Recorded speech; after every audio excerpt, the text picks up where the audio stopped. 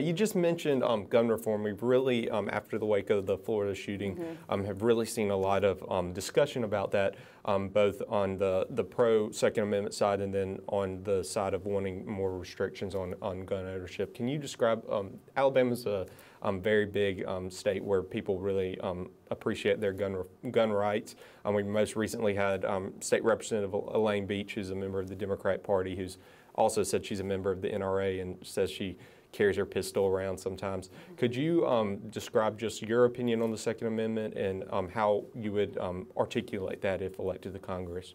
Sure. Well, I'm a proponent of the Second Amendment. I believe that everyone deserves the freedom and the right to carry a firearm if that's something that they want to do. And in fact, there are guns in my house. I do not carry a gun, but my dad certainly has been a hunter and carried one for the entirety of his life. And the way that I feel about this is that we need to prevent violence. So it's gun violence prevention. And right now we're acting in crisis mode as a country in many ways. But I think that what we need to be looking at is a way to make sure that people have a universal background check. I think that's 97% of Americans agree with that topic. One that's federal and across the board. And then a universal waiting period, one that is federal and across the board.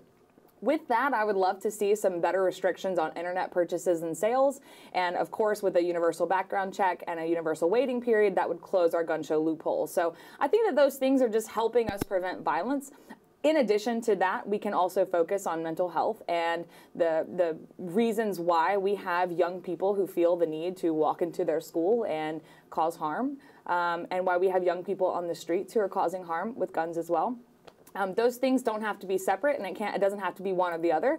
I think that all of us as Americans have been led to believe through our administration that we have to focus on one thing or the other thing. And I'm really a proponent of we're all capable of thinking about two things at once, and we can focus on both mental health and preventing guns from being in the wrong hands. In recent days, some people, especially on the Democratic side, have called for an assault weapons ban. Do you have an opinion on that issue? Personally, I don't see any reason for an individual to own an assault weapon, but I do understand that people enjoy assault weapons or high-powered weapons for game or for sport, and I think that if you intend on using those weapons the way that they're meant to be used, which is for sport or for fun in some capacity, then improving our background check system and a longer waiting period shouldn't infringe on your right to own those things.